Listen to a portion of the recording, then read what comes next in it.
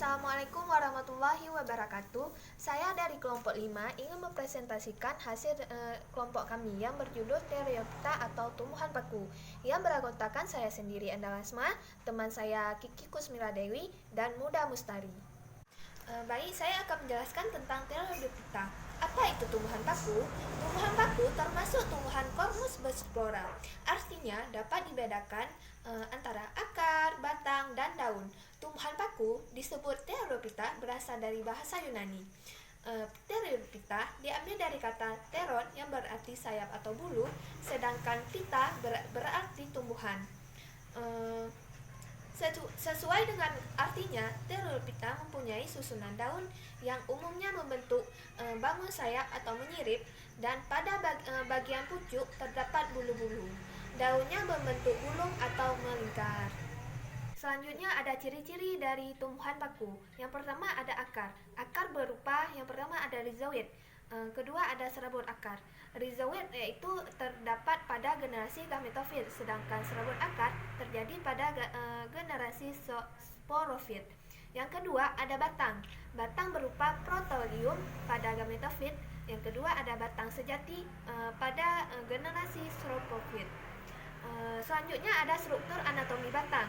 Struktur anatomi batang terdiri atas 3. Yang pertama ada epidermis, korteks, dan silinder pusat.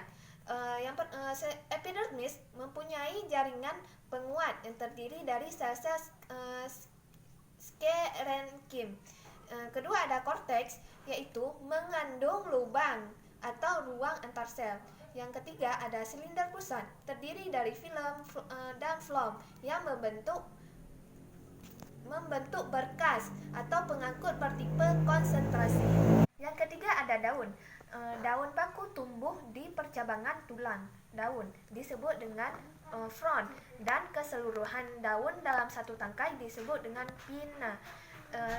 Berdasarkan ukurannya terbagi atas 2, yaitu yang pertama ada daun mikrofil, yang kedua ada daun makrofil.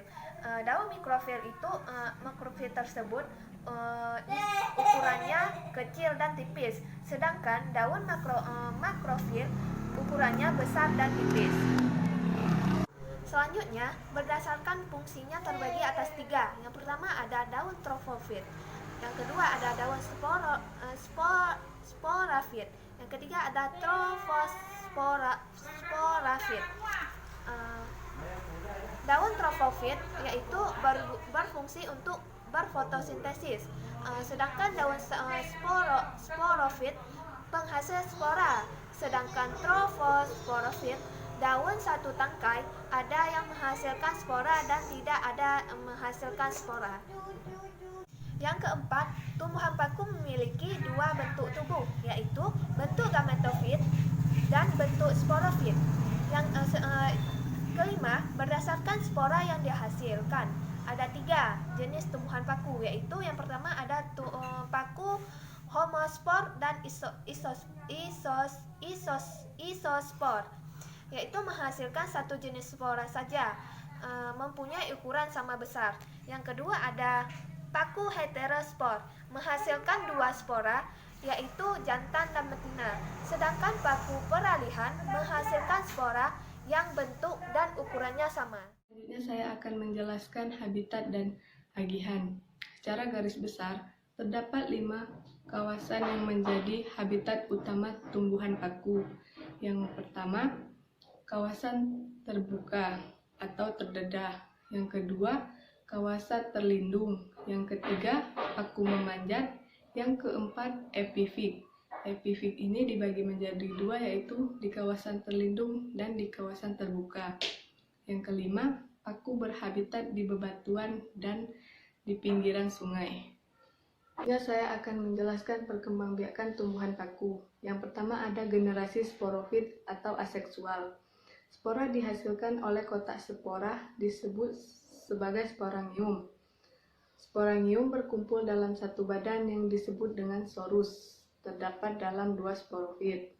Kemudian, spora keluar dari sporangium dan bila terjatuh di tempat yang cocok, maka akan terjadi pembuahan dan tumbuhnya zigot. Kemudian zigot akan tumbuh dan berkembang menjadi sporofit dewasa.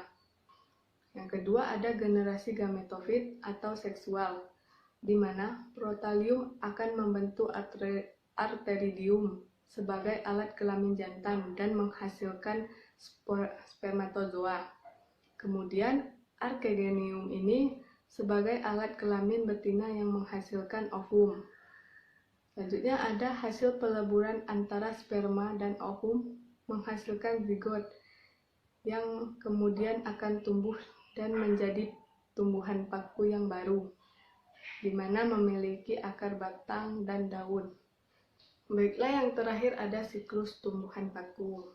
Nah, yang pertama sporangium ini pecah dan spora tersebar. Kemudian spora tumbuh menjadi protalium, di mana protalium ini akan membentuk arteridium yang menghasilkan sperma dan archegonium yang akan menghasilkan sel telur. Nah, kemudian di sini terjadi fertilisasi, yaitu peleburan sperma dan ovum membentuk zigot.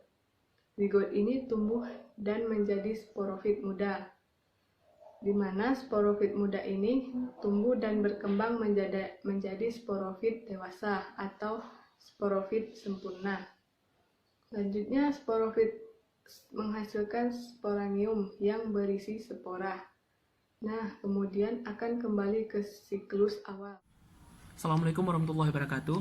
Nama saya Budha Mustari. Di sini saya akan menjelaskan klasifikasi dari tanaman paku.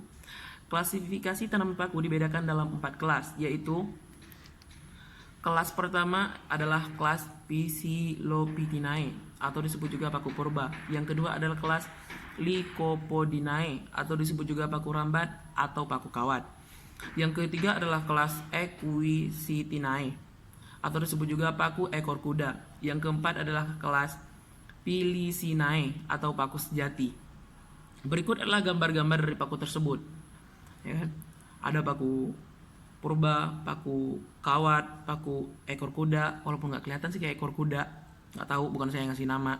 Yang keempat ini adalah paku sejati, ya, paku yang biasa-biasa kita lihat. Baiklah, manfaat bagi kehidupan. Manfaatnya bagi kehidupan sudah pasti dong sebagai sayur-sayuran, ya kan. Siapa sih yang nggak pernah makan paku? Kurang epic hidup lo kalau nggak pernah makan paku, ya.